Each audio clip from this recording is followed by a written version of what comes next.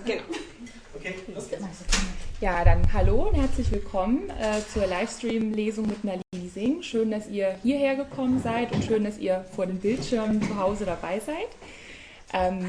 Nalini wird einige englische Passagen lesen, das heißt, die Lesung ist auf Englisch.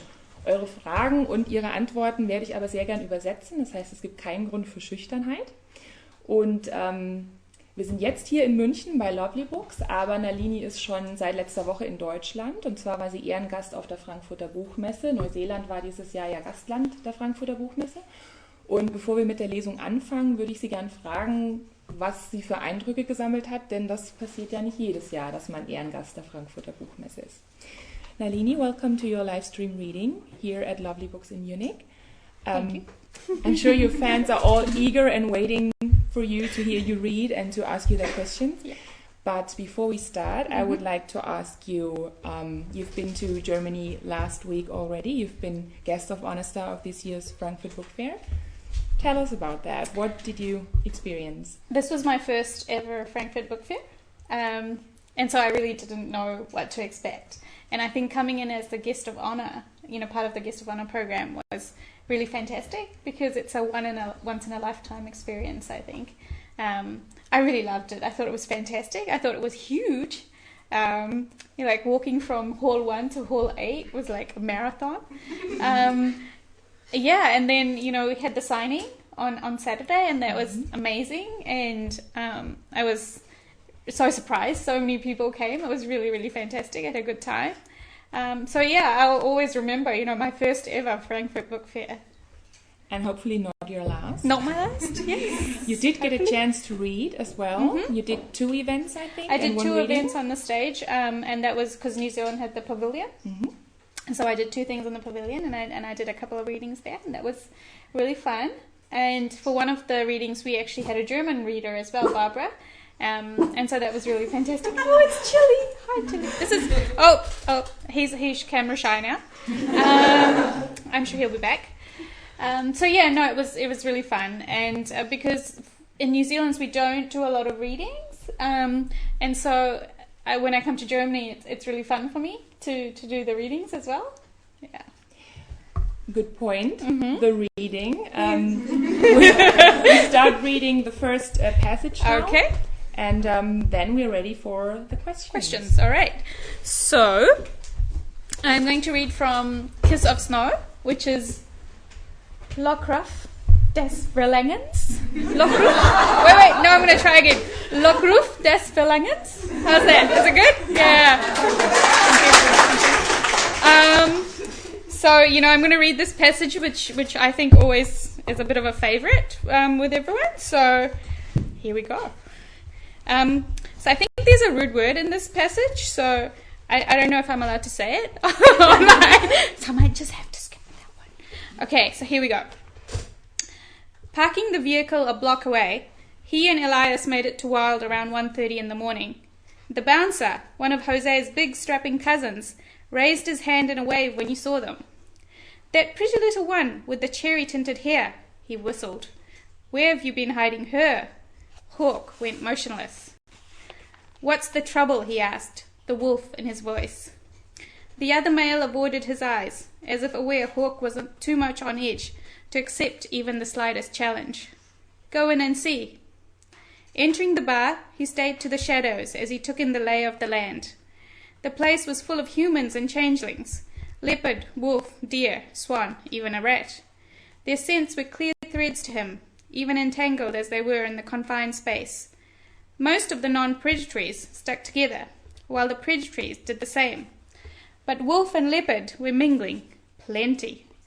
Ebony was currently happily pasted up against a cat, while Riordan was all but devouring a leopard girl, with his eyes, as the 2 of them stood talking a small distance from the dance floor. Evie, oh dear God, but Indigo was going to blow a gasket, was dressed in a tiny strapless dress, made from some sparkly fabric that only just covered everything that should be covered. She was also giggling and drunk, a frothy pink cocktail in hand. Ty sat holding her against his chest, looking sober. Maybe there was hope for them yet. Maria, Katie, and the rest of them were out front cheering at Sienna, who was dancing on the bar. in FU boots and a shirt that barely contained her breasts. Eyes going wolf, Hawk began to stride through the crowd. A few aggressive young males turned to give him a talking to and froze, their gazes jerking away when they met the dominance in his own. Even the humans understood, going pale as they moved out of his path as fast as possible. He realized part of the reason for Jose's call when he saw the human men lined up along the bar, all of them with a look in their eye that said they'd spill blood to possess the woman who danced with such wild, sensual grace. The snow dancer males, of course, would have defended her with their fists and claws the instant anyone tried to touch her, and Jose's bar would have been trashed in minutes. Then there were the leopard and wolf males giving each other dirty looks as interpack flirting took place. Riordan was being watched by at least 3 cats with violence on their minds, while Luke, Lake and Amos were currently glaring with intent at Ebony's dance partner. The entire thing had the makings of a clusterfuck. Shoving away the humans at the bar with rough hands, he reached out and gripped one leather-covered ankle. Sienna stopped moving. Should I keep going? Sienna stopped moving. Down, he growled, meeting brown eyes so much less extraordinary than the truth of her cardinal gaze. Now. Music still pumped, but the bar had gone silent. Sienna didn't immediately obey, and that just infuriated the wolf. Last warning, baby. Holding his gaze, Sienna said, I'm not breaking any of the pack rules. Every single person in the bar sucked in a breath. Hawk didn't pay them any attention. He'd had enough. A single precisely timed tug, and he tilted her off balance. As she fell, he caught her, throwing her over his shoulder. Out, he ordered the other wolves as he left.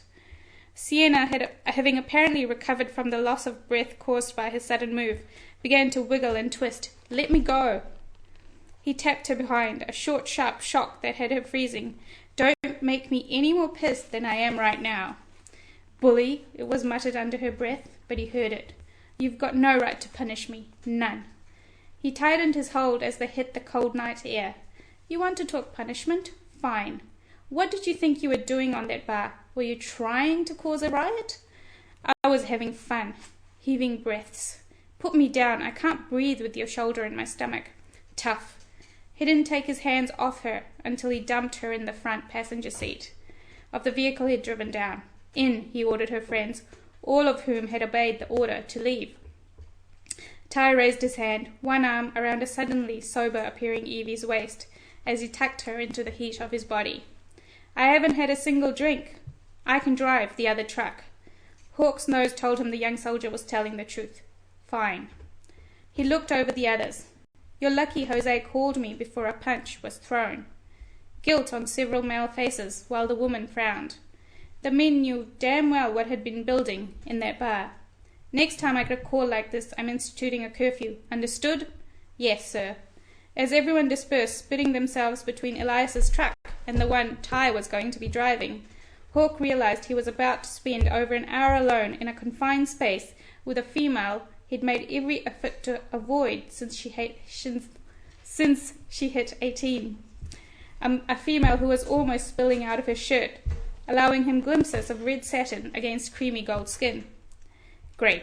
Just great. Sienna stared out the window as her friends scattered. Traitor, she mouthed to Evie when the other woman glanced back. Evie winked at her. Give him hell, baby. Evie mouthed back. Sienna's cheeks flamed as she remembered Hawk using the endearment in that taut, angry tone which had raised every hair on her body. It probably meant nothing, except that he saw her as exactly that, a child. It didn't matter what she did, how mature she acted. He only seemed to pay attention to her at her worst moments. Like tonight. No, she thought, furious with him and with herself for continuing to let him affect her this way. That hadn't been a bad moment. She'd been having fun, enjoying herself, as she had every right to do. He was probably fuming because he'd been pulled out of Rosalie's bed. Her nails dug into her palms. If she'd had claws, they'd have been out right then, slicing savagely through the seats. Not a word, he snapped as he got into the driver's seat. Did you know what you were doing up on that bar? Not giving her a chance to answer, he continued, Most of those men were ready to grab you and strip you naked right there. His simmering temper ignited. I know how to defend myself, thanks to Indigo, and dancing wasn't a crime last time I checked. I said not a damn word. His hands tightened on the steering wheel as he drove them out of the popular nightlife area. She snorted, too mad to be thinking about the sanity of challenging a predatory changeling male in the grip of pure raging fury. How about instead of orders, Mr. Alpha Wolf, you actually stop hiding and talk to me? Don't push me, little girl. And that's the end. Thanks. Hope you guys enjoyed it too. I think this was the scene that most said they would like you to read on Facebook when we asked. Yeah. So. Oh, good. It was a fun scene to write. It was yeah. I'm sure you made them very happy right now. Now I've just noticed many questions come in English, so maybe we can take turns. Okay. Pick one. You can pick some English ones. I can pick. Okay. German Is it ones from and both sides? translate. Yeah. All right. So we have to bring it closer because it's a really tiny way. Okay. Okay.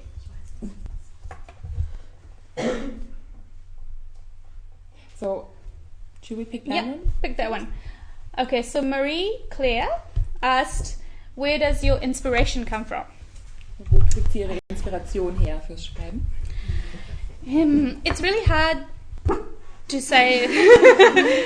From Chile, obviously. I think I always consider it that as a writer I have to be open to inspiration. So it can come from anything. It can come from something I see, something I hear, something I might read in the newspaper, and it's just something that will trigger my thought processes. So I might, I was walking in the English garden yesterday, and some of the scenes I saw were just really beautiful, and they got my mind thinking. And like a lot of writers, I play the what if game. What if we had telepathic powers? Or what if angels existed and they ruled the world? And so, anything can start that question going. So for me, it's not just one thing that'll inspire me. It can be anything. Also sie sagt, dass sie als Schriftstellerin offen ist für viele Dinge, die sie inspirieren. Es können Sachen sein, die sie sieht, die sie hört oder die sie liest.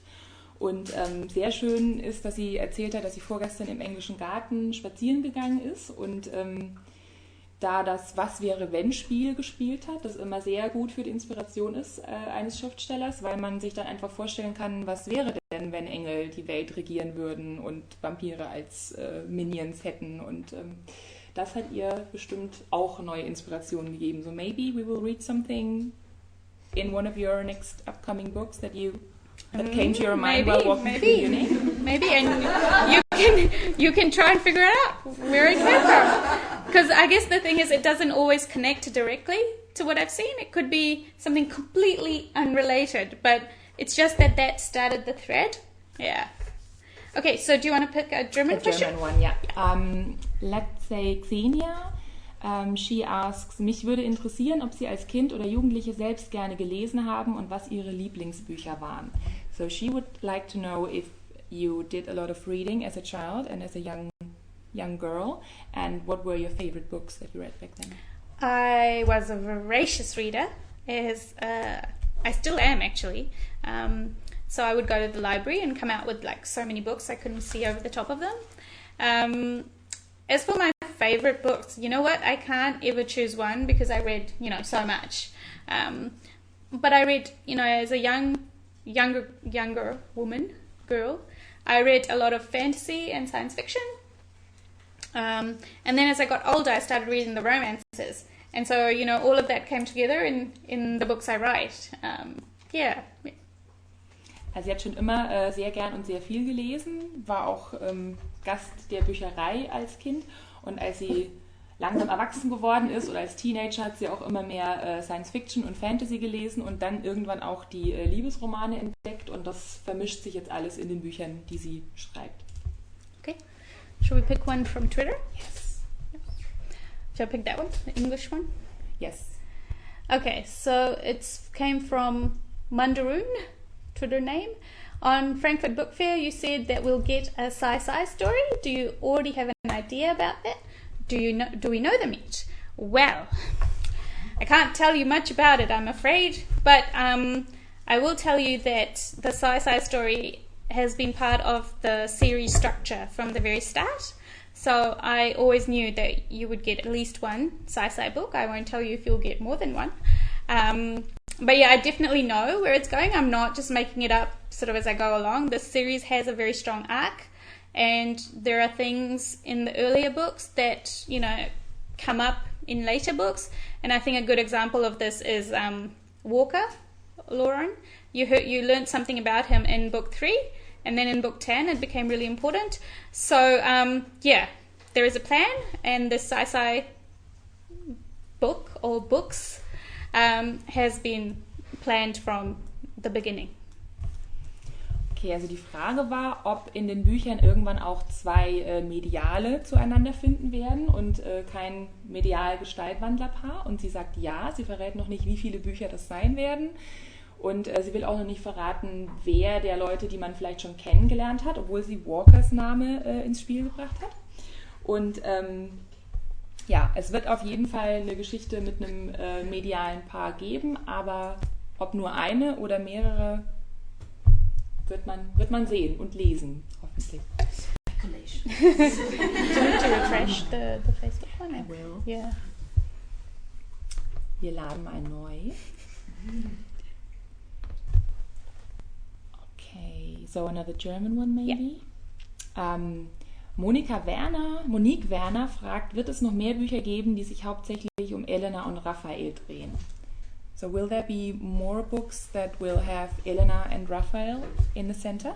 Yes, the next book actually, book 6, is going to be Elena and Raphael. And I can't tell you much about it because I haven't started writing yet. I'm currently working on the Psy Changeling book, so but they will definitely be back in that book. And I'm guessing that there's going to be Kellyanne is going to be involved. I'm not sure if I think we will end up in her kind of territory. So yeah, I do have obviously some other things that I know about it, but you know, if I told you, you would not buy the book. And so, but no, yeah, it'll be fun. I'm looking forward to going back to them after, you know, having Dimitri's book and Jason's book.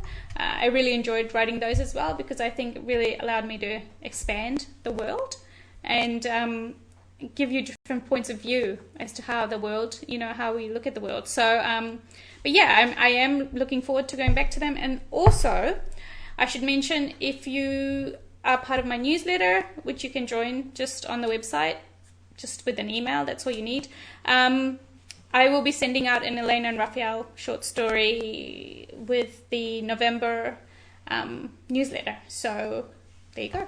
You'll get a little taste of them to carry you through for a while. Also die Antwort ist ja, es wird ein Buch über Elena und Raphael geben, und zwar schon in Buch Nummer 6 werden die beiden wieder eine größere Rolle spielen. Sie freut sich auch drauf, wieder zu ihnen zurückzukommen, nachdem die Bücher von Dimitri und Jason fertig sind. Ist es auch schön, die alten Charaktere wieder zu besuchen. Und sie gibt auch den Tipp, ihr Newsletter zu abonnieren, falls ihr das noch nicht gemacht habt. Einfach auf der Homepage von ihr die E-Mail-Adresse hinterlegen und dann könnt ihr gratis Kurzgeschichten bekommen. Und im November werden Elena und Raphael unter den Charakteren sein in einer gratis Kurzgeschichte. Can I just add something else? There are a couple of short stories on the website that weren't translated into German, but I've just had them translated. So in the next website update, they'll be going on the German page on the website. So I think that was a conversation and Wolf School, and there was another one. They were on the website just in English, so they will be in German with the next set of updates. Yeah. Es gibt schon Kurzgeschichten, englische, auf der Homepage, die noch nicht ins Deutsche übersetzt sind, aber bei der nächsten Überholung der Homepage werdet ihr die auf der deutschen Unterseite finden. Okay, so is English question, right? That one? Yeah. Okay, so Natasha asks, would Nalini write more about Adam? And I think she means the Falcons.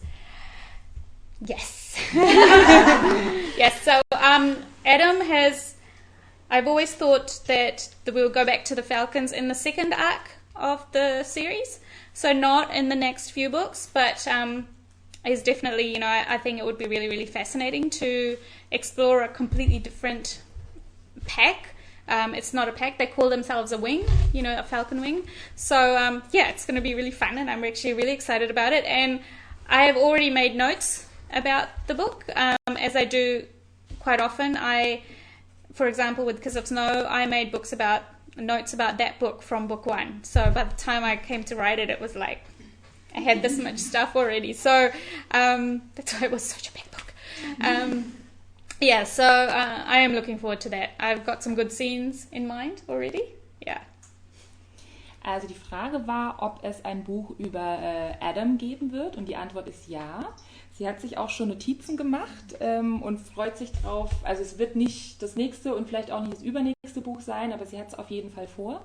Und sie hat, während sie die anderen Bände geschrieben hat, auch schon Notizen und Szenen im Hinterkopf, die sie dafür gerne verwenden würde. Und so war es jetzt bei dem aktuellen Buch, also bei Kiss of Snow, Lockruf des Verlangens auch, dass sie sich seit Buch 1 eigentlich Notizen gemacht hat zu der Geschichte von Hawk und Sienna und dass sie sich gefreut hat, die dann endlich alle einfließen lassen zu können.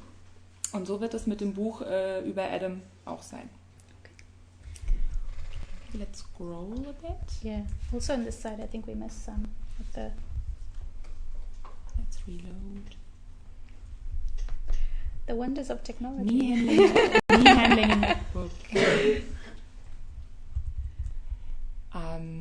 This one? Okay.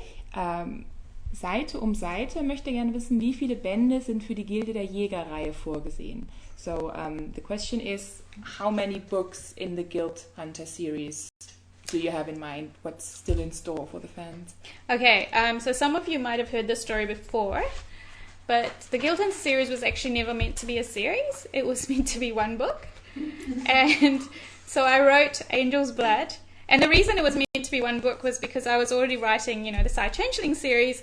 So I thought, I'm already writing one series. I shouldn't start another series because, I have to keep all the notes in my head. And it's actually quite difficult. You have to be really detail-oriented. And I am. And I'm quite determined not to make mistakes. So if something happens, it drives me crazy. But anyway, so I thought I would write standalone books in between the series. And I started writing Angel's Blood. And I got to the end and I thought, this book is not finished. But then I was like, nobody will notice. And so I sent it to my agent and she wrote back and she said, this book is not finished. And then we sent it to my editor and she said, so when are you going to give me the second book? So I knew it was a series when I was writing it after I got to the end and I was like, oh my God, I can't just leave this. I need to know what happens next. So do you want me to pause for the translation or just keep going? I think it's fine. Okay. She's amazing. So I started writing and at that point, we had met the 7 and I was like fascinated by the 7 also. And of course, Elena and Raphael's relationship was one of the key factors that I'd always wanted to explore. I wanted to explore the reality of an immortal in a relationship with a mortal or a new immortal where she knows nothing about what it's like to be an immortal. So it's been a very organic series. It's actually grown from itself. And at this point, I am contracted to book 8. So book 5 just came out in English and it's coming out in German next year. Do you know the title? April? Yeah. I might be wrong, but I think it's April. And so at this point there's going to be at least 3 more. And then because there are certain series arcs that I want to explore and we'll be, closing them up. But because the series is so organic, I am quite open to seeing where I go with it. So I might continue it beyond that point. But that's something I really will decide when I get to that book, because I quite often get asked if all of the 7 will have stories, and I'm really, really aware of only doing stories when it's the right time and I really feel passionately about that this is their story. Like I felt that way about Dimitri, I felt that way about Jason, and so if the others decide that they would like to talk to me and tell me their story, and they're ready, then we'll go and we'll have stories with them. But I'm not gonna write just to write about them. You know, I want each story to be passionate and individual. So at this point, we are definitely going to book 8, and then after that, I'll see how it goes. It's a really long answer. Genau, also hier musste sie ein bisschen ausholen, weil es eine ganz nette Geschichte hinter der Reihe gibt. Und zwar war die Reihe eigentlich als One-Shot gedacht. Also Engelsblut sollte nur ein Roman werden, weil sie ja schon die Changeling-Reihe, also die Gestaltwandler-Reihe schreibt. Und es einfach sehr viel Arbeit ist, sich die Charaktere zu merken, den Weltenbau zu merken, wirklich immer dabei zu bleiben, dass man keine Fehler macht in der Chronologie, in der Charakter- und Storyentwicklung. Also hat sie Engelsblut geschrieben und es an ihre Agentin geschickt. Und also sie hatte beim Schreiben schon das Gefühl, naja gut, eigentlich ist die Geschichte nicht abgeschlossen, aber es wird schon keiner merken, ich schicke es mal an meine Agentin. Dann meinte die Agentin, vielen Dank, du weißt schon, dass du da noch ein zweites Buch dazu schreiben wirst. Und das Gleiche fragte dann ihre Lektorin. Und dann war sie überzeugt, also sie hat dann im Endeffekt eine zweite Reihe begonnen und ja auch schon einige Bände veröffentlicht. Der nächste kommt auch bei Lyx nächstes Jahr im Frühling, ich glaube April. Ich werde jetzt bestimmt gleich, falls es nicht so ist, korrigieren. Es war ja dann auch gar nicht so unrecht, dass sie trotz allem jetzt eine zweite Reihe noch schreibt, weil sie, als sie geschrieben hat, gemerkt hat, dass es für sie total interessant ist, sich mit den Unsterblichen zu beschäftigen und dieser Welt. Und je mehr sie die Charaktere entwickelt hat, desto mehr hat sie auch gemerkt, dass viele davon es verdient haben, ihre Geschichte erzählt zu bekommen. Und sie wird oft gefragt, ob alle 7 der Erzengel ihr eigenes Buch bekommen. Das weiß sie noch nicht. Es kommt darauf an, welcher der Charaktere wann wie stark zu ihr spricht. Und sie muss auch wirklich in der richtigen Stimmung sein, sich jetzt wieder dieser Reihe zu widmen und bei der Gestaltwandler-Reihe Pause zu machen. Aber wenn das passiert, und es wird passieren, dann macht sie mit den Engeln weiter. Sie hat einen Vertrag bis Buch 8 unterschrieben, das heißt, 8 Bücher wird es in der Reihe auf jeden Fall geben, aber wahrscheinlich sogar mehr, wenn die Figuren weiter mit ihr reden. Und da hoffen wir doch, dass sie das machen werden. Ich glaube, das war alles, was ich... Ja. Okay, I think I got it all. Awesome. You're amazing. Shall we? Okay, was that a German or English question right now? That was a German question, so we have to So we'll let's do it pick an English one. question. Shall we do it from that side now? Maybe this one? Or have we already answered that? Let's see. Okay, I'll do that one. Okay, so Julia asked, I would like to know when you will announce who the next Changeling book is about. I don't even want you to tell me what it is about, just an estimated date. You'll just have to wait another 2 years, you know. No, I'm kidding. I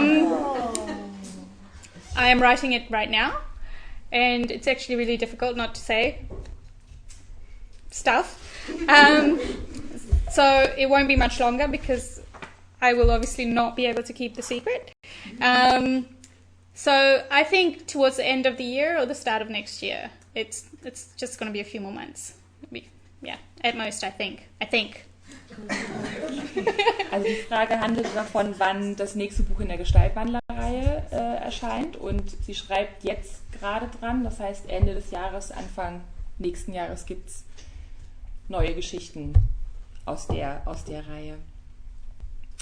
Okay, German.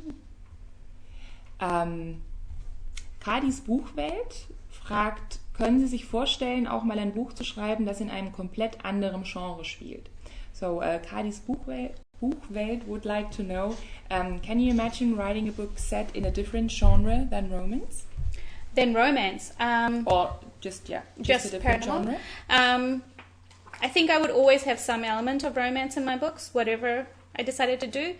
For me, as a reader, I still, I read a lot. I read mysteries, I read fantasies, but the books that work best for me have a relationship element somewhere in there, even if it's not the center. So I think I would always have a romance, but in terms of subgenres of romance, I can definitely see myself writing not just paranormal. I love paranormal, I really do. I think it just fits me so perfectly. But I came up my first books were short contemporary romances, and even now I have ideas for contemporary romances. I think it wouldn't be the same as what I did before, because obviously I've changed and grown as a writer and developed. But I think if I wrote in another genre, it would be contemporary romance. Yeah. Also sie kann sich vorstellen, in einem anderen Genre als dem paranormalen Liebesroman zu schreiben. Sie selbst liest gern Fantasy und Mystery-Bücher, aber sie merkt, dass sie sowohl als Leser als auch als Autor immer am liebsten zu Geschichten zurückkehrt, in denen Emotionen und eine Liebesgeschichte mitträgt. Und wenn sie ein anderes Genre bedienen würde, dann könnte sie sich vorstellen, dass es wohl ein zeitgenössischer Liebesroman wäre. So, aber sie würde dem Liebesroman-Genre an sich gern treu bleiben, auf jeden Fall. Okay. So, let's see. I hope Lux will publish that as well. Okay, let's pick. Was it English that now? one. It was German right now, so Okay. let's pick An English question? an English question. Okay. Maybe you say stop if you... Oh, we Okay. have that in Frankfurt. Okay, yeah. Shall we ask that one? The one from Katerina? Okay, Katerina asks, are you going to write a book about Ilium? I would love that. I guess it just... we just had a big sigh in the room, for those of you watching. Ilium has quite a fan club. It's yes, he does. I think I get more questions about Ilium than pretty much anybody else. I just refer back to my earlier answer where I said I would write about the seven if I felt it was the right time for the story and they were ready for it. And for Ilium, I do actually have an idea, but it isn't that time yet. I think it's not right, and he's not ready. And so I definitely think I would like to write about him. He is one of the characters who I already have ideas about and making notes about, but I can't tell you when. Okay, so sorry, but I won't leave you hanging on that point. I think there will be an Ilium book. It's just a case of when it's the right time to tell it. Also die Frage war, ob es ein Buch über oder mit Ilium als Hauptcharakter geben wird, und die Antwort ist sehr wahrscheinlich ja. In Frankfurt wurde es übrigens auch schon gefragt, at the Book Fair, they asked you the same questions in the audience. Yeah. Also er scheint, oder sie weiß, dass er einer der Erzengel ist, der den größten Fanclub zu haben scheint. Es ging ja auch ein Raunen durch die Runde, also ich glaube, einige, die hier auch anwesend sind, würden sich freuen über dieses Buch. Sie hat tatsächlich auch schon Ideen im Hinterkopf und einige Handlungsstränge, und von allen Erzengeln, die jetzt noch in Frage kommen, ihr eigenes Buch zu bekommen, ist er definitiv mit weit vorne, aber noch nicht jetzt. Also es muss sich noch ein bisschen entwickeln, er muss noch mehr zu ihr reden. Er ist kein Erzengel. Er ist kein Erzengel, Entschuldigung. Was ist der denn? Ein Engel. I turned him into an archangel. Oh, I'm very sorry. But you were corrected. I was instantly. Thank you very much. Und er wird sein Buch bekommen, wenn die Zeit gekommen ist. Dafür. When it's time, yes. I speak German too, also. Genau. Genau. Okay. So German question, yeah.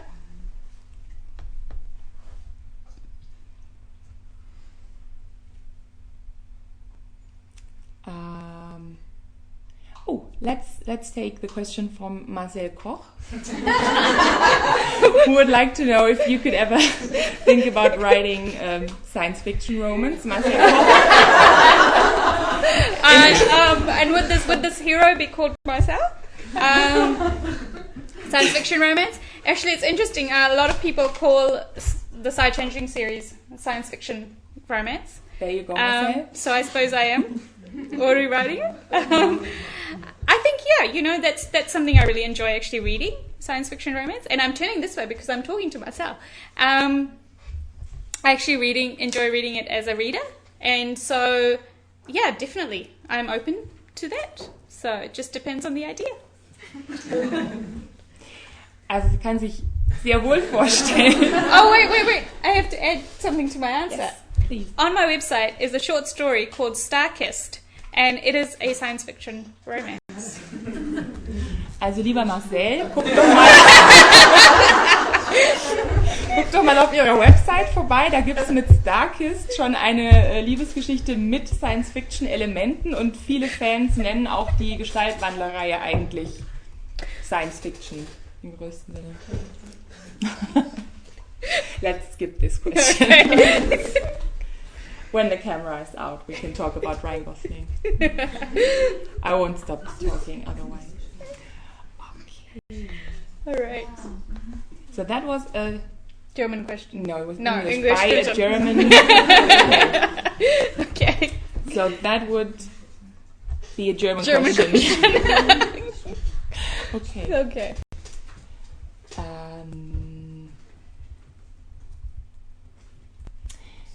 Let's choose. Saskia Heile would like to know, holen Sie sich Ideen aus anderen Romanen und Büchern? Lesen Sie selbst auch gerne Bücher von anderen Autoren und wenn ja, welche?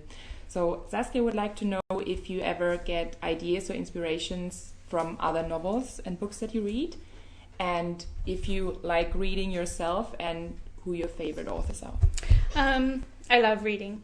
It's one of my favorite things to do to relax. Just like curl up with a book and a cup of tea. In terms of getting ideas, I don't really in terms of reading other authors' novels because their visions are so different from mine. When I read, I do it to escape and just like anybody reads, to relax and go away into their worlds. And I think that's really important for writers to read and to still have the love of reading because for me, I became a writer through being a reader and just really, really loving stories. And I started writing when the stories I wanted to read I couldn't find, so I started writing them down myself. So yeah, I do. I absolutely love to read. In terms of favorite authors, I have so many. So I could just sit here all night talking about it. But I'll just give you, a few. I love Mel Jean Brooke. I love her steampunk series in particular. I just think it's really fabulous. I love Ilona Andrews. I think she does great urban fantasy. Patricia Briggs. Also, I love the Mercy series. Julie James does contemporary romance. Really fantastic. Enjoy her so much. Christine Feehan, her Carpathian series was one of the first paranormal romances I ever read. And I still think it's a brilliant series, and her game series also. I'm a crazy fan of J.D. Robb. I have to get the book straight away and just if I have it, I can't resist, and I read it in one go, and then it's finished, and I have to wait till the next book. And I just think it's so fantastic. That series has had over, I think, 30 books, and it's still amazing, with each book. And so I think that's wonderful. One of my other favorite books from a while ago is, she's having to take notes because I'm talking so much, is a book called Remembrance by Jude Devereux. It's kind of like a time travel, historical / contemporary. It's fantastic. It's great. It makes me cry all the time, but I still read it. And what else? Oh gosh, do you want to translate while I'm thinking of more? Yes, there was quite a lot of authors' names already. Sie liest sehr gern zur Entspannung, aber jetzt weniger, um sich Ideen zu holen bei anderen Autoren. Das wäre vielleicht auch gar keine so gute Idee generell. Also sie liest, wie, glaube ich, alle aus Eskapismusgründen, einfach um in andere Welten abzutauchen und sich unterhalten zu lassen. Und so ist sie letztendlich auch selbst Autorin geworden, weil sie die Geschichten, die sie gerne gelesen hätte und die sie nicht gefunden hat, einfach selbst geschrieben hat. Und das war so der Anfang. Und sie liest immer noch gern und findet das auch wichtig und hat viele Autoren aufgezählt, die sie gerne mag. Ilona Andrews, Patricia Briggs, Julie James, Christine Feehan, das war die erste Romance-Reihe, die sie je gelesen hat. Und J.D. Robb ist eine ihrer Lieblingsautorinnen, die auch über 30 Bücher bislang veröffentlicht hat in ihrer Reihe. Ihr korrigiert mich wieder, falls ich irgendeinen Fehler mache. Und ihr Lieblingsbuch oder eins ihrer Lieblingsbücher, das sie erwähnt hat, ist Remembrance von Jude Deveraux. Ich weiß nicht, ob das jemand kennt, vielleicht sogar den deutschen Titel kennt davon. Haben wir alle eine Hausaufgabe für später. It was a while ago. It's not a new book. Yeah. Oh, and a couple of other authors I remembered. Joss Ware writes a post-apocalyptic series called Envy. It's really good. I like it. It's got zombies in it, and it's very cool. They're not the heroes, by the way. It's just the zombies. No, it's great if you like post-apocalyptic stuff. And Karina Bliss, who is a New Zealand author who writes contemporary romances that feature families and towns, but her series was based around a group of returning soldiers.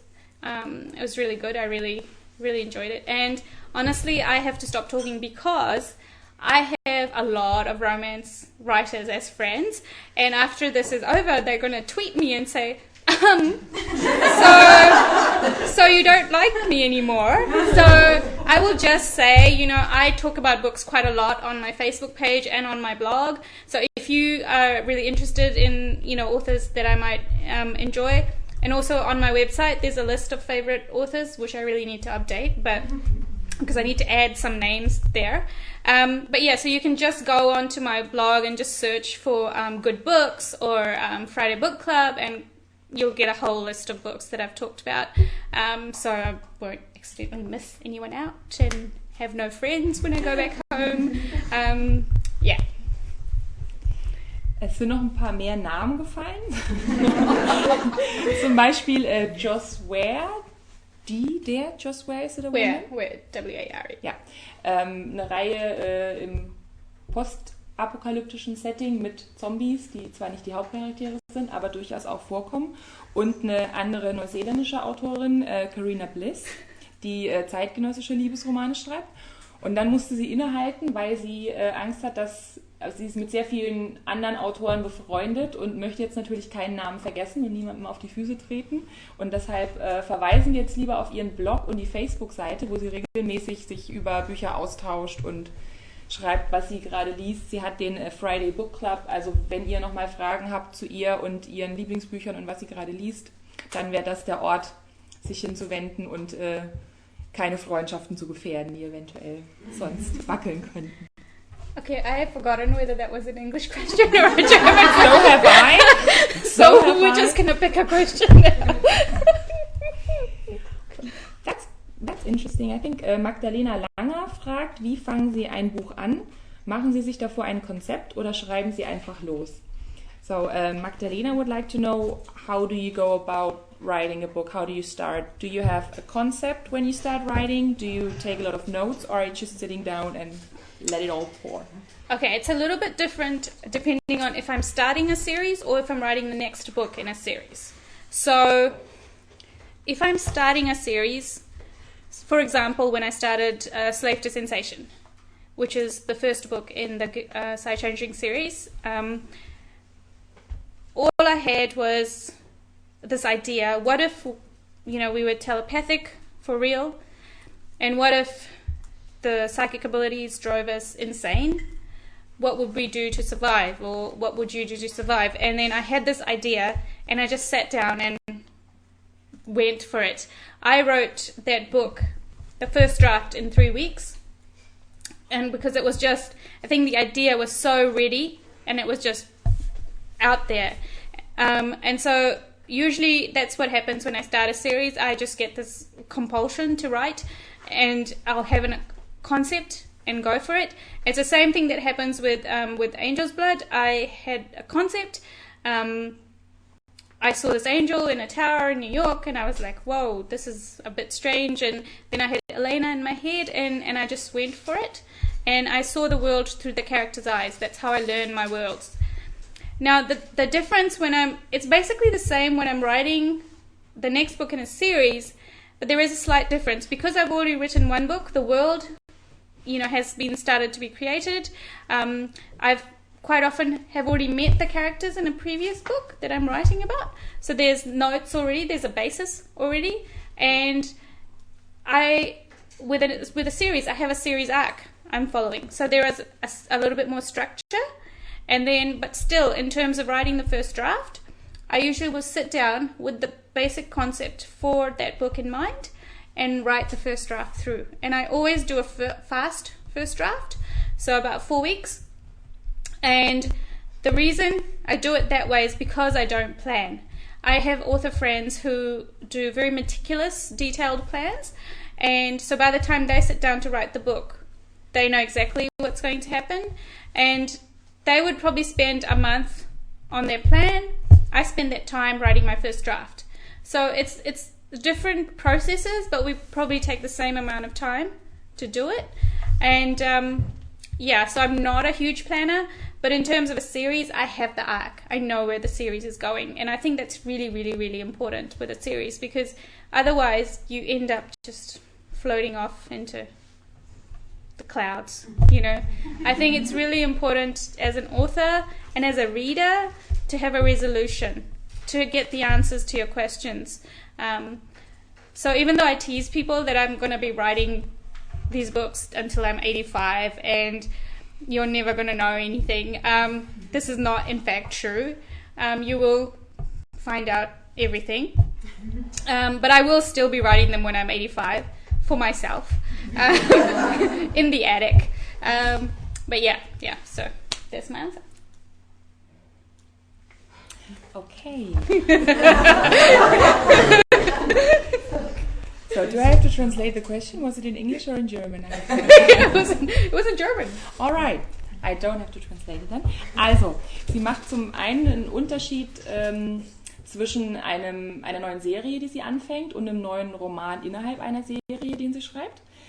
Wenn sie eine Serie anfängt, beginnt das meistens mit einer Idee, die sie im Kopf hat, und dann setzt sie sich hin und fängt das Schreiben an und hat zwar irgendwie einen Plot im Hinterkopf und weiß auch schon, wie es ungefähr laufen wird, aber es ist nicht so, dass sie den ersten Monat sich Zeit nimmt, um wirklich den Plot von vorne bis hinten fertig zu spinnen und das dann danach abzuschreiben, sondern sie setzt sich eher hin und erzählte zum Beispiel auch, dass der erste Band der Gilde der Jäger-Reihe, dass sie plötzlich dieses Bild vor ihrem inneren Auge hatte von einem Engel, der in New York auf einem Turm steht, und dann kam ihr Elena als Charakter noch in den Kopf und dann hat sie sich hingesetzt, angefangen zu schreiben und hat die Welt, die die beiden bewohnen, eigentlich auch durch die Augen ihrer Charaktere erschlossen. Also hat sie quasi gemeinsam mit ihnen erkundet, sozusagen. Und wenn sie ein neues Buch in einer Reihe schreibt, ist es insofern anders, als dass die Charaktere ja schon da sind und sie sich natürlich auch schon Notizen gemacht hat und Ideen entwickelt hat im Laufe der anderen Bücher, was diesen Charakteren jeweils noch passieren könnte oder wo die Geschichte anfängt und aufhört. Was immer da ist, ist die Overall Storyline, also ist einfach der Handlungsstrang von Anfang bis Ende, und sie ist sich auch bewusst, dass gewisse Fragen aufgeworfen werden in Büchern und in Reihen, und sie ist auch bemüht und gewillt, die alle zu beantworten. Und deshalb wird sie wahrscheinlich auch, wenn sie 85 ist und im Dachboden weiterhin diese Bücher schreibt, wird sie immer noch weitermachen, weil sie weiter in den Welten lebt und es einfach noch Fragen gibt, die noch keine Antwort gefunden haben. That was a really long answer, wasn't it? Was? Look at my notes. Look at my notes. You might get a new pad for the next session. I'll buy it for you. That could be your gift for this. All right, another. That's Twitter quite a cool question. Yes. Okay. So Rebecca Kirsch wants to know. She's just found the Chibi Guild Hunter characters. They're on my Facebook page and on my website if you're looking for them. So the question is, do you like Japanese comics, animes, and would you want your own manga? I did used to read a lot of comics when I was younger, but I don't these days. But I lived in Japan for 3 years, and obviously, you know, there's a lot of manga and anime there, and I did, enjoy them, the ones I saw on TV, the anime. And also I had a very good friend who is crazy about manga. She had like boxes of them in her apartment. So I think they're fantastic. I think they're good fun. And actually one of my earlier category romances, the books I wrote before the paranormals, the contemporary, is a manga. And it's in Japanese, not English. And I think it's great. I go and look at it and I show everybody who comes to my house, look at my manga. I actually think, I do. I'm so cool. It's even displayed on the shelf, you know. I actually think the paranormal books would actually make really, really good manga or anime because there's so much action in the books. And for manga or anime, you know, you need action because it's you know, movement and for the drawings. So yeah, I think they would make great manga anime, and I would love it if that would happen. It's not such a long answer this time. The question was in German. In English. Frage war, ob sie Mangas mag und liest. Und früher als jünger war, hat sie das gerne gemacht. Jetzt nicht mehr aktiv, aber sie hat 3 Jahre in Japan gelebt und mag Mangas immer noch und finde diese Kunstform interessant und hat tatsächlich auch, wenn ich es richtig verstanden habe, bevor sie überhaupt Liebesromane geschrieben hat, auch einen Manga geschrieben. So you did write a manga of your own? I didn't write it. It was translated. I wrote a short contemporary romance, and then the publishers translated into a manga format. Einer ihrer Kurzromane wurde in einen Manga übersetzt sozusagen und generell findet sie, dass im Paranormal Romance Bereich viele Geschichten sich eignen, um in einen Manga übersetzt zu werden oder in ein Anime, weil einfach viel Action vorkommt und sich das gut in die Bilder übertragen lassen würde. Okay. Correct. Shall we I think maybe we can take 2 more questions and then we could finish with you reading one more excerpt, or would you rather hättet ihr lieber mehr Fragen, die ihr stellen möchtet? I think maybe questions more, right? Do you want, yeah? Can do that too. That way we will cover them. Okay, also wir stellen jetzt einfach für den Rest der Zeit noch weitere Fragen und wenn ihr sie noch weiter lesen hören möchtet, dann haben wir auch noch einige Videos, die wir demnächst auf der Homepage bei uns im Verlag zeigen und Videos. I just told them they can hear you read with the videos we'll upload. Yeah. Okay, so was the last one in English or a German It was, question? so we have an English question. Do you want to reload the... I will do that.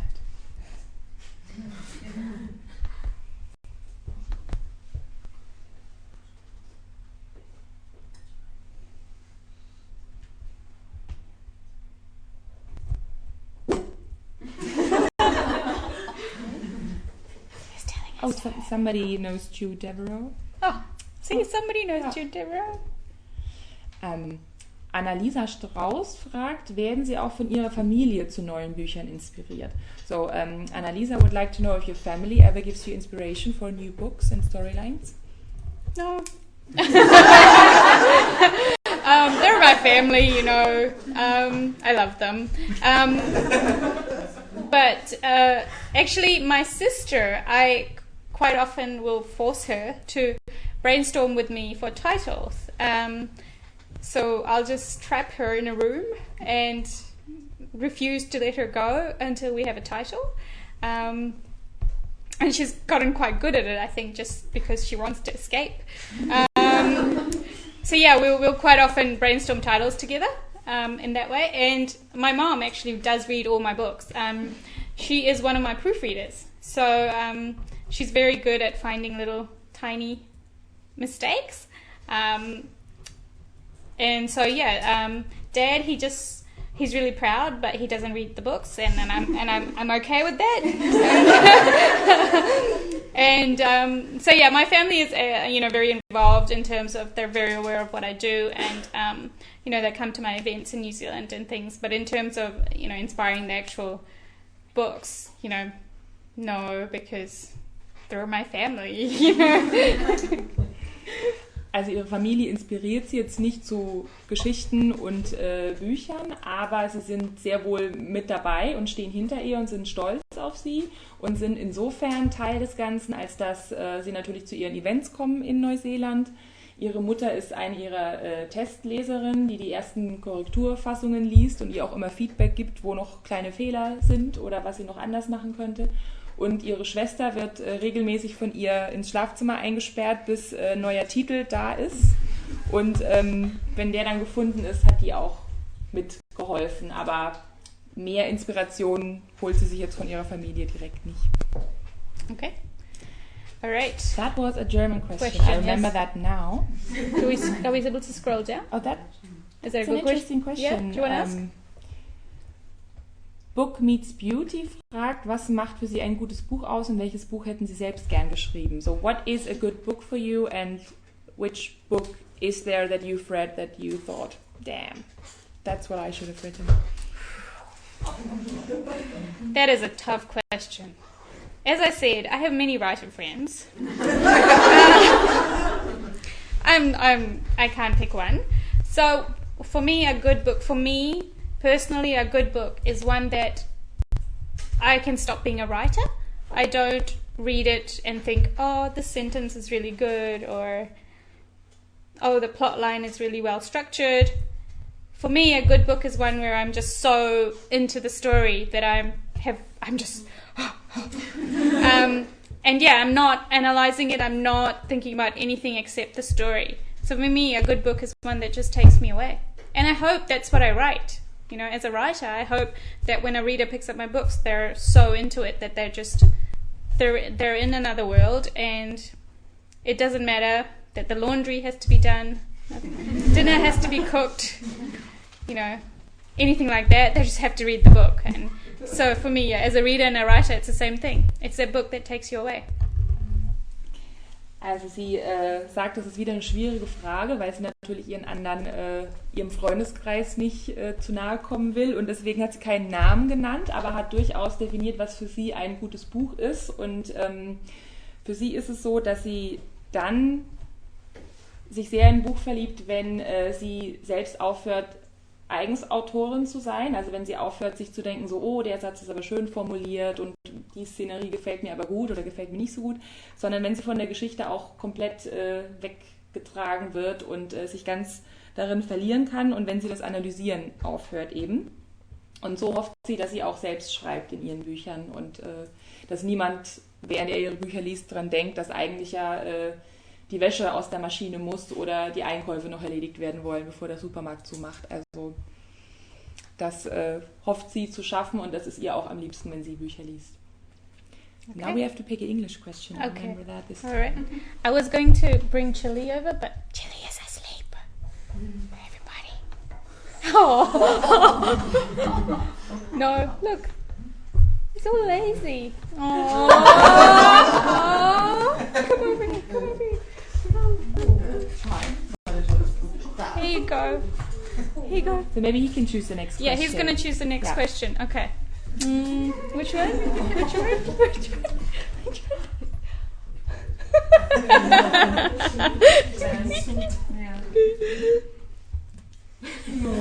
one? Okay, he's picked a question now. Okay, he's licking the screen. So we know it's a question. Okay, he's done. He's done his job. Over it, over the keyboard, and he picked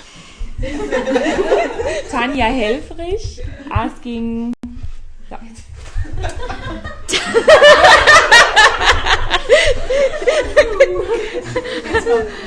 Oh, he loves the camera. Tanya wanted to know, which is my favorite book and character? You know what? Don't ever ask a writer that question, because we can't answer it. For me, it's whichever book I'm working on right that moment, because I'm just so fascinated by it. This is my favorite character.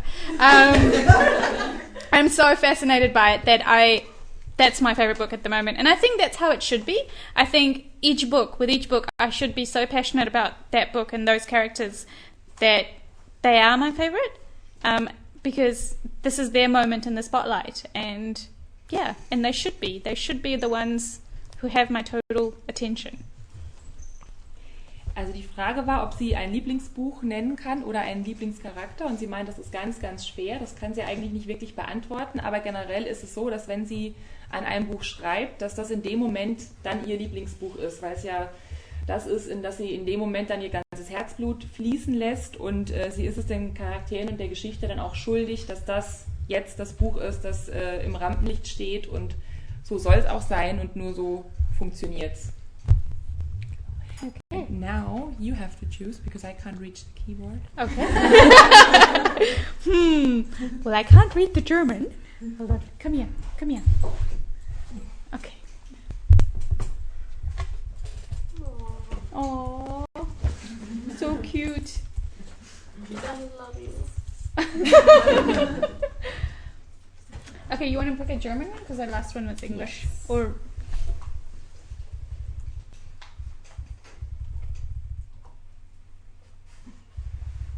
some do repeat themselves. Also viele hatten wir in der Art ungefähr schon.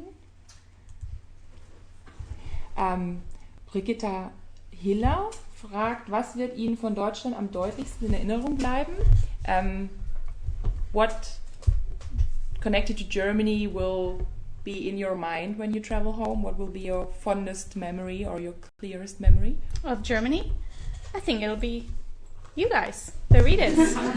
No, I honestly, I think it's fantastic. I come here from the other side of the world, and I find all of these people who, love my books, and that just makes it's amazing for me to, have a signing and have you all come along and be so excited about my stories. And honestly, I love Germany because of that.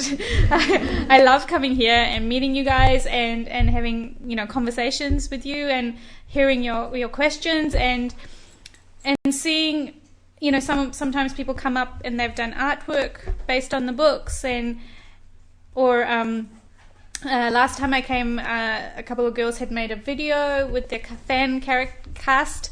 And I just thought that was fantastic. So really, that's what I take back from Germany. I take back all the wonderful people I meet. Thank you. Also was ihr am meisten in Erinnerung bleiben wird, sind die Fans und die Leser, die sie trifft, wenn sie in Deutschland ist, weil es einfach schön ist, die Menschen dann live und vor Ort kennenzulernen, die ihre Bücher lesen und ihre Geschichten auch so lieben wie sie.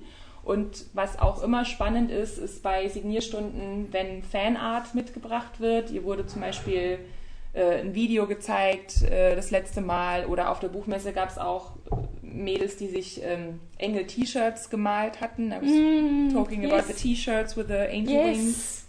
Ja, also das wird ihr in Erinnerung bleiben und ist immer was ganz Besonderes, wenn sie hier ist.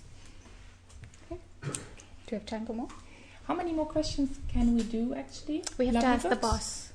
Ah, Lovely He's books. struggling, so let's go on. We can keep going, okay. Should we reload or...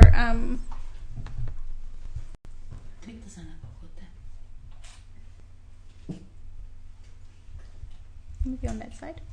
Okay.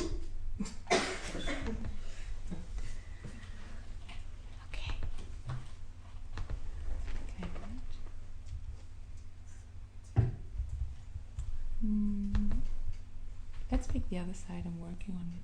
Okay. I don't know, I'm just following what she says.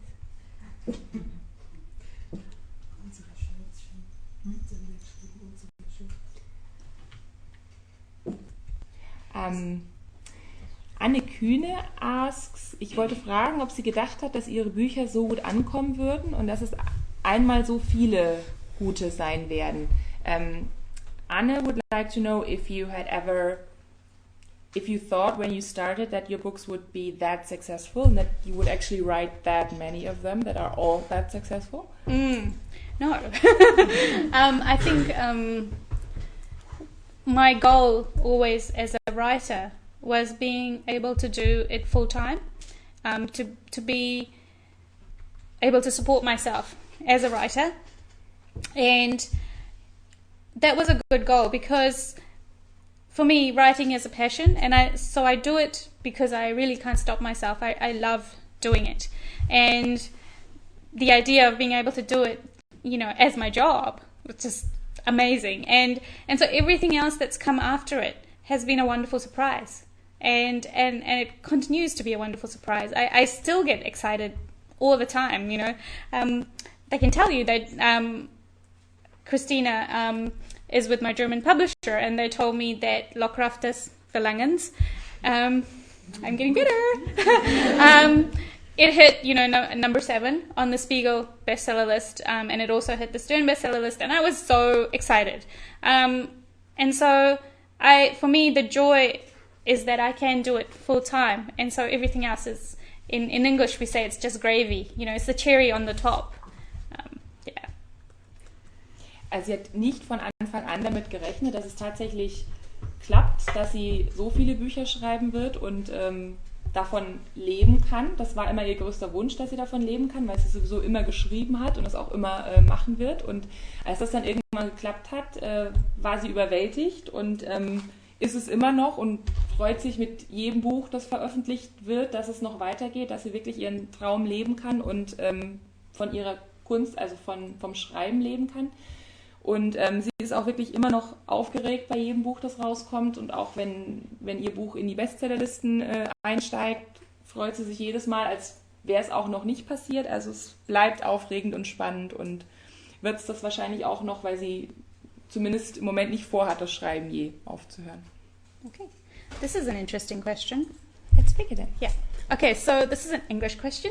And lesser under mehr, Lesen und mehr. what she said, asked, there are 10 years since you sold your first book to a publisher. How difficult was the time before? And so for those of you who don't know, in September, it was 10 years exactly to the day that I sold my first ever book. And before that, I had been trying to publish seriously, like actually writing books and submitting to publishers for I think about 7 years. So I started, quite young. At the end of high school, that's when I submitted my first book. It was tough because when you first start out as a writer, and I think this is something all writers need to be aware of, you think you're a genius. Really, I thought I was a genius. And I thought that publishers would love my first book and I would get this amazing deal and, it would be wonderful. Yeah, no. So I was rejected, obviously, but by that time I'd already started my second book because, I had written one whole book, so I knew I could do it again, and I just kept going, and I loved it so much. And I'm so glad now that those first books weren't published, because even though it really destroyed, or it was really made me very sad when, the books were rejected. But looking back, I can see I wasn't at the stage where I should have been published. And I think it's difficult to judge that when you're a new writer because you can't see your own work that clearly. And so I think of that period now as like my apprenticeship period. That's when I learned to be a writer, writing book after book after book. Sometimes people ask me, how many books did you write before you were published? I can't actually tell you, I didn't count, but I think it's well over 10. And those books, in English, they're called trunk novels, keep them in a trunk or under the bed novels. And sometimes people say, will you bring them out and publish them? And I think, no, not as they are. Some of them have good ideas, but I would have to totally rewrite the book to publish them to the standard, that they should be where I am now as a writer. So while it was tough, that period before I was published, it was worth it, and I don't regret a single word I wrote during that period, because it brought me to where I was at a point where I can write, these books that are published and that readers really enjoy. Yeah. Also die Frage handelt davon, dass sie vor 10 Jahren ihr erstes Buch veröffentlicht hat. Und wie schwierig die Zeit vorher eigentlich für sie war und wie das so war, bis es endlich geklappt hat. Und schwer war es, meint sie. Sie hat 7 Jahre, bevor sie veröffentlicht wurde, schon geschrieben und auch versucht, Bücher zu veröffentlichen und war damals auch sehr selbstbewusst und dachte, ja, wunderbar, das klappt jetzt. Ich schicke mein erstes Buch zum Verlag und dann kriege ich einen ausgezeichneten Vertrag und werde reich und berühmt und so wird es weitergehen. Und dann hat sie aber ziemlich schnell mitbekommen, dass es so leider nicht ist. Also ihre ersten Einsendungen wurden abgelehnt. Sie hat sich aber nicht entmutigen lassen und eigentlich schon am zweiten Buch geschrieben, während das erste eigentlich trotzdem abgelehnt wurde. Und hat sich einfach nicht unterkriegen lassen und sieht die Jahre jetzt im Rückblick als harte Schule, durch die sie gehen musste, die sie aber auch sehr weit gebracht hat und sie zu der Autorin gemacht hat, die sie jetzt ist. Und wenn sie die Bücher, es waren ungefähr 10, die sie geschrieben hat vor ihrer ersten Veröffentlichung, wenn sie die jetzt durchliest oder anguckt, dann findet sie es auch gut, dass sie nicht veröffentlicht wurden, weil sie damals jetzt im Rückblick als die Autorin, die sie jetzt ist, merkt, dass sie doch noch nicht so großartig war damals, wie sie dachte, und dass es ihr jetzt auch gar nicht so recht wäre, wenn diese Bücher veröffentlicht werden und jetzt von ihren Fans gelesen würden, weil die einfach noch nicht an dem Punkt sind, wo sie gerne hätte und weil sie sich noch weiterentwickelt hat in der Zeit, in der sie die Lehrjahre absolviert hat, sozusagen. Ja. Okay, all right. Was that in English or that was an English That was question? in English. Time for another German one. Good questions, by the way. Do you guys think so? Yeah? Everyone's nodding their heads. Oh, that's a nice one. Janine Hölger. Ich würde gern wissen, ob sie sich an ihr erstes Kinderbuch erinnern kann und dessen Titel. So Janine would like to know if you remember the first book you read as a child and what it was called. Ooh, the first book I read as a child, I can't remember because I think I would have been quite young. So that's my answer, I guess. But actually, one interesting thing I should tell you is when I was a child, I had a lot of older people around me, grandparents and like cousin grandparents. I don't know how to translate that because Indian families tend to have a lot of extended relatives, and I was quite often told stories orally. So I grew up listening to a lot of stories as well. So I have memories of those stories that I heard as quite a young child. Yeah. Also sie kann sich nicht an den Titel ihres ersten Kinderbuches erinnern.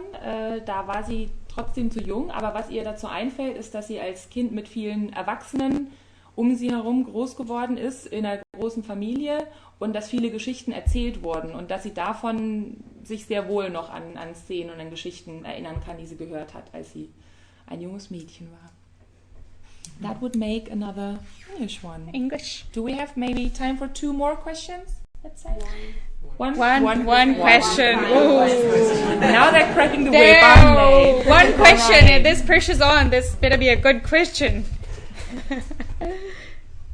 Should we reload or will it just...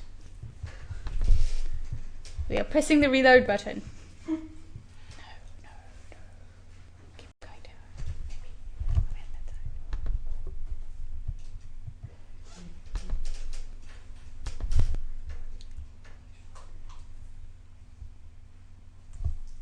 The top one? Or another one? What do you think? If you see a good one. Might be a good one to finish. Do you want to read it? Okay, yeah. So the question is, do you have any suggestions for fans who also want to publish a book? My best suggestion is to write. Honestly, it's the one thing that will get you there faster than anything else. Because like I said, I wrote a lot of books before I was published. And these days it's much easier for anyone to publish because you can publish yourself. But I think, really, don't publish your first book. Put it away for a while. Work on another book and then come back and read that first book and see, really, are you going to be happy with this attached to your name forever? It's a serious piece of advice, But honestly, just write. Don't worry about publishing. Don't worry about who you're going to sell it to. Write the story that you want to tell and write it from the heart. Be passionate about it. If you aren't passionate about your own story, how can you expect other people, to be passionate about it? I've written while crying, like sobbing, because I was so sad about something that was happening on the page. And I think as a writer, you do need to put all your heart into it. But at the base of it it's writing words on a page, every day if you can. If you can't do it every day, you need to set aside time that is your writing time, that nothing cuts into. I've known writers who got up at 5 a.m. every morning before work, wrote for an hour, and then got ready for work. When I was a lawyer, I used to write at night, after coming home from work. I wouldn't watch TV. All my spare time went into writing. So I think you need to make the commitment to your writing, that it's something that you're taking seriously, something that means a lot to you, and then just put the words on the page. That was a very serious question to end on. We should have a happy question. Yeah, he said okay. Okay, also dann erstmal zu der Frage, die war von Kumari Ria, die gern wissen wollte, welche Tipps sie jungen Autoren geben kann, die selbst gern veröffentlicht werden möchten. Und ihre Tipps sind schreiben, schreiben, schreiben. Also wirklich dabei bleiben, sich die Zeit dafür nehmen. Wenn man noch nicht davon leben kann und nebenbei arbeitet, hat sie es, als sie noch Rechtsanwältin war, zum Beispiel so gemacht, dass sie nachts geschrieben hat, wenn sie von der Arbeit zu Hause war. Sie kennt auch jemanden, der morgens um 5 Uhr aufgestanden ist, um eine Stunde vor der Arbeit noch zu schreiben.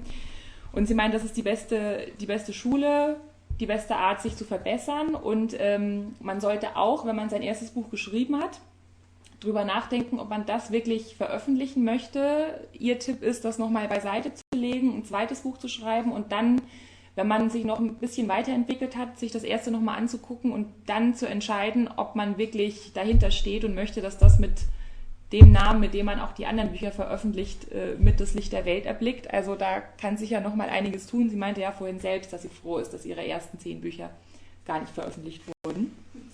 Und ja, also wirklich mit Herzblut dabei sein und nicht aufgeben und sich wirklich dem widmen und dann wird das. Also so hat es bei ihr geklappt zumindest.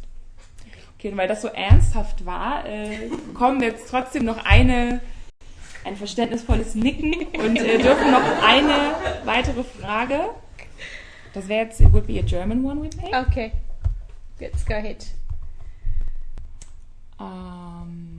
We had similar ones. Oh, Dagmar Maul würde gerne wissen, haben Sie einen Lieblingsort, an dem Sie schreiben? So, Dagmar would like to know if you have a favorite place where you sit down and write.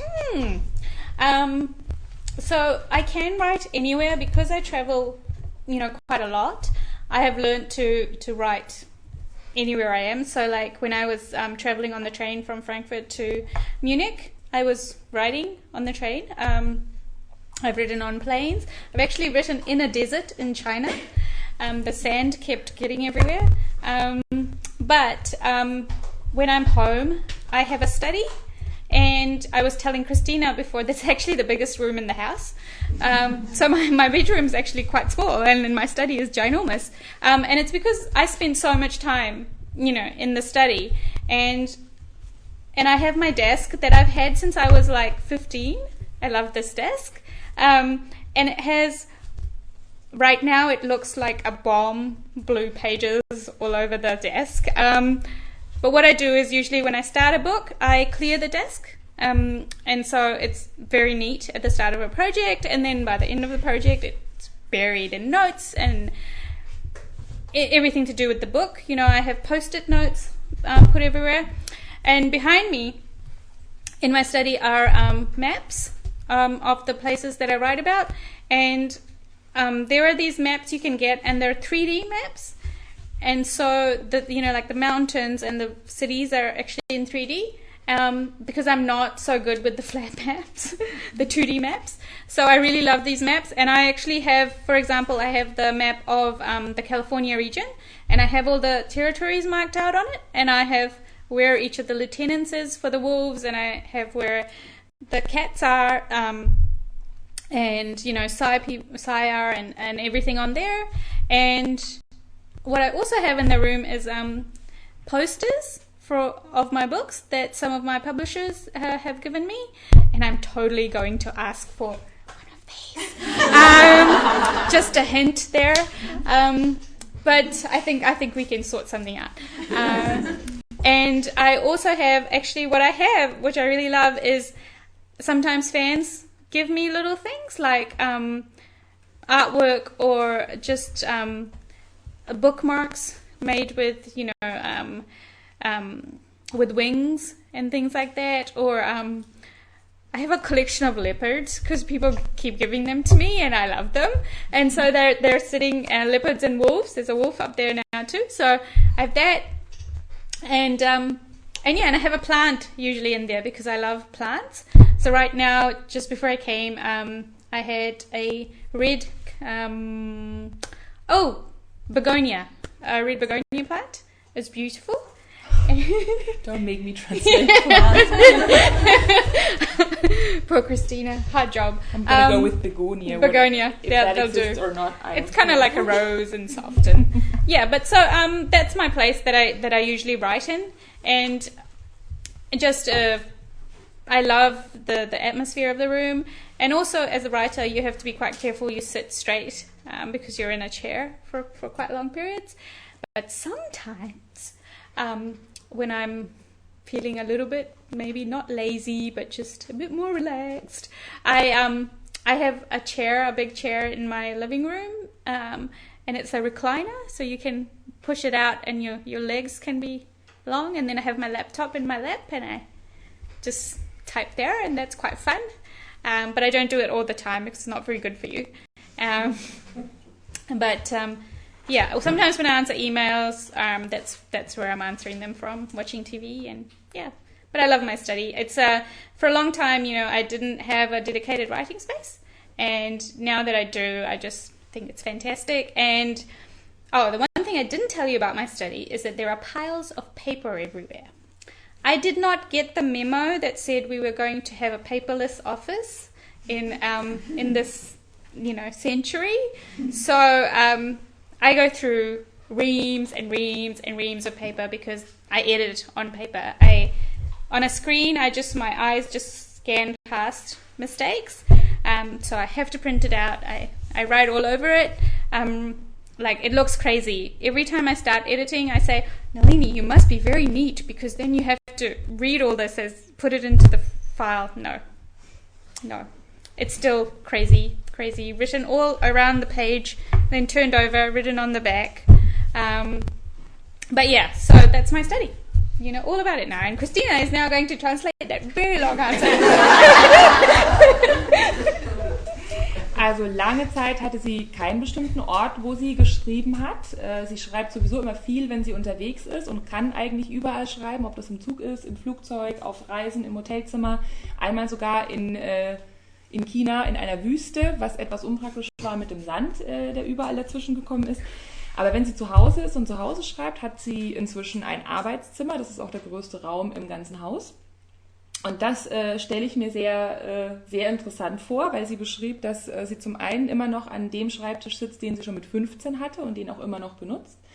Und außerdem hätte sie Poster an den Wänden, teilweise auch Fankunst, die ihr geschickt wurde, Poster von den Büchern, die die Verlage für sie hergestellt haben, 3D-Karten, die Gebiete und Städte zeigen, in denen ihre Bücher spielen.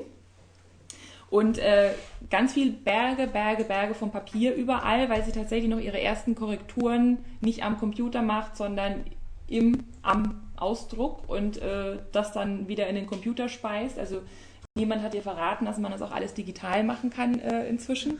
Oder zumindest macht sie das nicht gern. Und sie mag einfach die Atmosphäre dieses Arbeitszimmers. Und wenn sie genug hat vom aufrecht am Schreibtisch sitzen, macht sie sich manchmal in einem Liegestuhl im Wohnzimmer gemütlich, wo sie dann einfach lümmelt, nenne ich es jetzt mal, mit Laptop und iPad. Aber eigentlich, meinte sie, ist es dem Rücken zuträglicher und der Arbeit und der Deadline, wenn man einen Platz hat, an dem man immer zurückkehrt, wo alles stattfindet und der eine Atmosphäre hat, in der man sich wohlfühlt und wo man dann einfach gemütlich arbeiten kann. Oh, well done. Hey. Okay, Thank you. That was awesome. Vielen Dank an alle da draußen. Yeah, it was great. Thank you, Nalini. Thank you for coming, everyone, in real life and online, and for the great questions. And I hope you had a good time. And we put at least Chili to sleep, but I hope that didn't happen to you. So no, I had fun. I had fun, and I definitely would like to do this again sometime. So Hopefully we will get to. yes. Thank you.